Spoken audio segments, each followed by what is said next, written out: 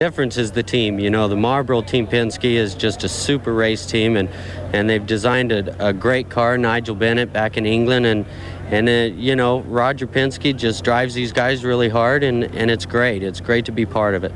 All right, Al Unser Jr. starts on the pole as we have a unique opportunity to talk to a number of the drivers. Derek?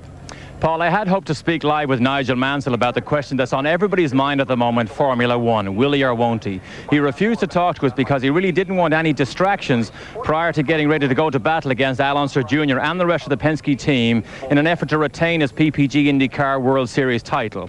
However, this is what I do know. Nigel will do all the remaining IndyCar races. He will do all the remaining IndyCar tests that are scheduled. However, speculation is rife that on Tuesday he will be in England testing the Williams Formula One car, and that he would compete next weekend at the French Grand Prix. Gary? Back here in row 5, Derek, we have Michael Andretti, of course, no stranger to this circuit. He's won here 3 times in the past, missed last year's race competing in Formula One, won the season opener in Australia. I know you're struggling to find the balance you want in this race car. Is it frustrating being here in row 5 as opposed to being in the front couple of rows? Well, obviously, we'd love to be up in the front couple of rows, but, you know, we're just working at it. We're trying to understand this car, and we're having a little bit of a struggle with it, but every race we just hang in there, and I think that's been the key to this team, this whole Target team. They've just been getting us in and out of pits quick and giving us a reliable car. We've been scoring points, and if we don't have a competitive car, if we can keep scoring points, we'll be there in the end for the championship. So that's the key thing right now. Keep in mind, this is the only other team than the Penske team that's won this year. Jan Beekes. Well, Gary, certainly one of the hard chargers this year has been Robbie Gordon. And Robbie, one of your sponsors is No Fear. Does Robbie Gordon have no fear? Well, you know, like you said earlier, confidence definitely takes over the fear. But sometimes, you know, you got to have fear to finish these races. And, you know, the Valvoline team, Walker, they've just been doing a great job. You know, the car's been strong, and we've been consistent. Nigel Mansell would not talk about Formula One, but will you talk about Winston Cup? What does NASCAR hold for Robbie Gordon's future? Well, we had a deal to run 2 races this year. We're going to run probably the Brickyard, and then I don't know what's going to happen next year. Well, he's confident. He's ready to start from the inside of row number 4. Well, Jimmy Vasser is one of those drivers that has had a quiet but a spectacular season thus far. Jimmy, out of the 6 races we have run thus far, 3 times you have been in the top 5. What's the change this year?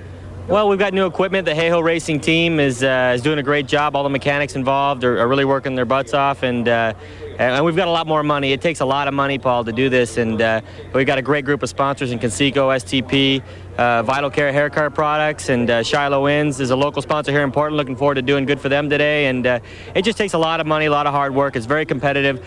We've had our ups and our downs. Fortunately, we've had some top 5s, and maybe we can get another one today. It looks like this track gives you plenty of room to race. Yeah, it's the first permanent road circuit we've been on all year, and we love the ovals, Indianapolis Motor Speedway. The street circuits are a little bit tedious, but they're nice to be in the cities. But this is our first permanent road course, and I think if you went up and down the pit lane and asked the drivers, they'd all pretty much say they enjoy being here. Well, I know you're anxious to get back to your car, so thanks for joining the time with us. Let's go to Gary. In the second row, Paul Tracy looking for his 2nd consecutive victory, and Paul is already, as you can see, just finished buckling up in the cockpit, ready to go as he goes after a 2nd straight. We talked to him earlier today about how tough it was after coming off the podium 2 weeks ago at Detroit to go face his teammate in the Cruz after that bumping incident. You heard Junior talk about it. Paul said yes, he accepted the apology, offered his hand, and he says everything's cool right now. He's all dismissed that from his mind, and right now he's thinking about only one thing: a 2nd consecutive victory and a further climb in the PPG IndyCar World Championship point standings. Jan? Well, Gary, actually, this is the time that a driver is most nervous. As he's putting on the helmet, as he's putting on the gloves, and then the crew reaches in to buckle him into the car. Certainly in the case here of Raul Boesel. Now, when the engines fire, so does the heart rate go up. These drivers are never really comfortable until they actually roll away from the grid. Paul? Well, the drivers are now beginning to climb in their cars. There's another star here in all of these stories, Derek, and that is that Nigel Bennett-designed Penske chassis. I do think you have to give Nigel Bennett a lot of credit for the success of Penske this year. This chassis definitely seems to preserve its rear tires more than any other IndyCar here. Now, on new, fresh tires for practice or qualifying, you can actually mask some handling difficulties with that fresh tire. However, 15, 20, 25 laps into the race on full tanks. That is when the Penske maintains its momentum and everybody else seems to drop off. So the rear tires are critical and they're excellent on the Penske after 25 laps. And then, too, the championship battle is now beginning to take shape. As we approach the halfway point in the season, there are 6 races behind us. 1,374 racing miles have gone by. The Indy cars have traveled a tough and winding trail. It began in the land down under. Michael Andretti's return from Formula One netted a win for the new Renard, the PPG points lead. But perhaps the most important item of all, a podium finish with his father. In the Arizona desert, the car builders' devotion to safety paid off. The crash was frightening. The injury slight. Emerson Fittipaldi took the win in the Penske chassis, a prediction of things to come. On Long Beach streets, it was another Penske displaying remarkable cornering and giving Al Unser Jr. his first win for Roger. This new partnership could lead to years of victory. Indy always holds surprises with its blinding speed and narrow straightaway. This year was no different. Emerson Fittipaldi put an untested Mercedes engine in the lead until this in the closing lap. But that only passed the torch to Junior for his second Indy win. At the Milwaukee Mile, it was a Nigel Bennett-designed Penske's 1, 2, 3. But now with Elmore power, Al was on top and had a firm grip on the points lead. 2 weeks ago in the Motor City, Penske teammates Tracy and Unser fought for the lead. Al lost to finish 10th. Paul Tracy scored the win. Portland is now the key that could unlock the IndyCar Championship. Today's coverage of the IndyCars from Portland is brought to you by the all-new Ford Mustang. It is what it was, and more. And by Quaker State, the intelligent oil for longer engine life. Welcome back to Portland and the Budweiser G.I. Joe's 200, where we take a look at how they line up for today's race. On the pole is Al Unser Jr. with a new track record. His first IndyCar win came here in 1984. Alongside is Nigel Mansell, his third front row start of the season. All of those have come on road courses. In row 2, it's Emerson Fittipaldi, who won in the rain last year to become a 2-time Portland winner. And Paul Tracy, who makes his second Portland start. In row 3, it's Jacques Villeneuve, who has finished in the top 9 in his last 3 races. Alongside is Jimmy Vasser with 3 top 5 finishes in 94. The 4th row, Robbie Gordon with 5 top 7 finishes in 94. And Mauricio Gugelmin, who has started in the top 8 in all 4 road races this year. Row 5 is Michael Andretti, the Portland winner in his last 3 starts here. And Teo Fabi, the 1989 Portland pole winner. Row 6 is Brian Herta, who finished in the top 10 in all 3 of his IndyCar starts. And Raul Boesel, who has failed to finish only twice in 7 starts at Portland. In row 7, Stefan Johansson and Adrian Fernandez. The 8th row, Dominic Dobson and Mario Andretti. Row 9, Bobby Rahal and Scott Sharp. The 10th row, Scott Goodyear and Mike Groff. Row 11, Alessandro Zampedri and Mark Smith. Row 12, Willie T. Ribbs and Robbie Groff. Ari Leyendyk is in row 13 along with Marco Greco. In row 14, Parker Johnstone making his first start ever in an IndyCar, and Frank Freon. Row 15, Buddy Lazier and Hiro Matsushita. And row 16, Ross Bentley and Jeff Wood. And Jeff Wood helps make up the largest starting field for IndyCars ever here in Portland. Now, the first corner they must negotiate is also one of the most difficult. It's the Festival Chicane. Jan Beekes is down there.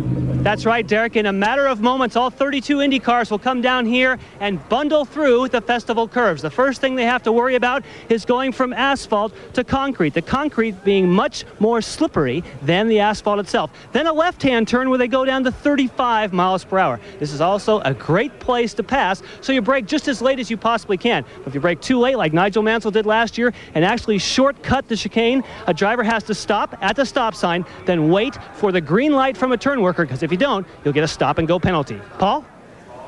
So we're now ready as the IndyCar sits silent for the moment for that most famous command. And with a special watch, here's Gary Gerould. Great day for Portland. We're all very, very excited. We wait for that command, Paul, the traditional words, and you'll hear a roar that'll go up on the opposite side of this racetrack on the grandstand side. These crews poised and ready. We're back in row 6 alongside Raul Boycel's car. Larry Zalesnik will be handling the starter, and he patiently is waiting now as we anticipate the words. Drivers, start your engines. And there they are, the command to start engine. So, starter is engaged. They're waiting for a moment. Now they crank the engine over, and the engine roars to life for Raul Boycel. No superstitions for Raul back here. Only the fact that he gets into the race car from the right side. Each of the specialists, you just may have seen Luke Wethington, one of the tire men, tapping the right front wheel. Raul now stealing the concentration. A quick thumbs up from the cockpit. Morris Nunn, who's been with this team this season, has parted company with Dick Simon. So his engineering expertise is gone. Simon now handles the engineering responsibilities for this crew. 4th place at Long Beach, the best finish this year for Raul Boycel. 4 times in his career he's been second. He knows it's tough to challenge the Penske's, the Newman Haas team. He'll do it today from row 6 as we get ready to get this field rolling momentarily, Paul. So the entire field indicates that they are ready to roll, and when we come back, the Indy cars will be ready to race in the Budweiser G.I. Joe 200. Behind the PPG pace cars, the field circles this course here at Portland. The pace car itself being driven by Gordon Johncock, the great Indianapolis champion. There was a lot of controversy over Al Unser Jr. being bumped by Paul Tracy at Detroit. Now, for the players or for the act itself, it was not the first time. It has been written, it's not whether you win or lose, but how you play the game. Yeah, right.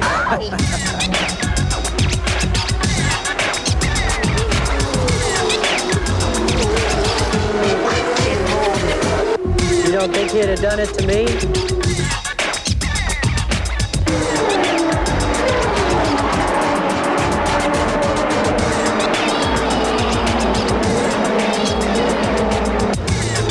There you have it.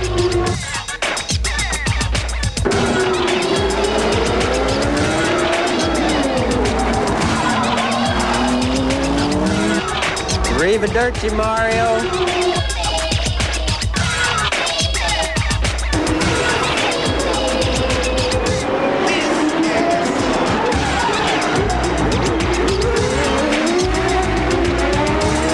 So much for 5 in a row.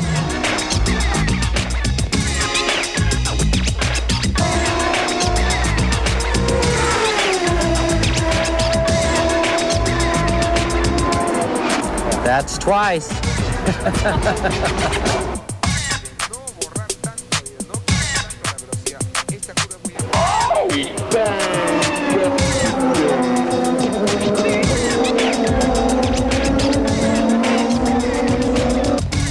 No comment. Yeah, right. Al Unser Jr., who probably ought to remain a racer and not go into stand-up comedy. But he is the pole sitter, a record pole here today as the field lines up now. The first of the parade laps is complete.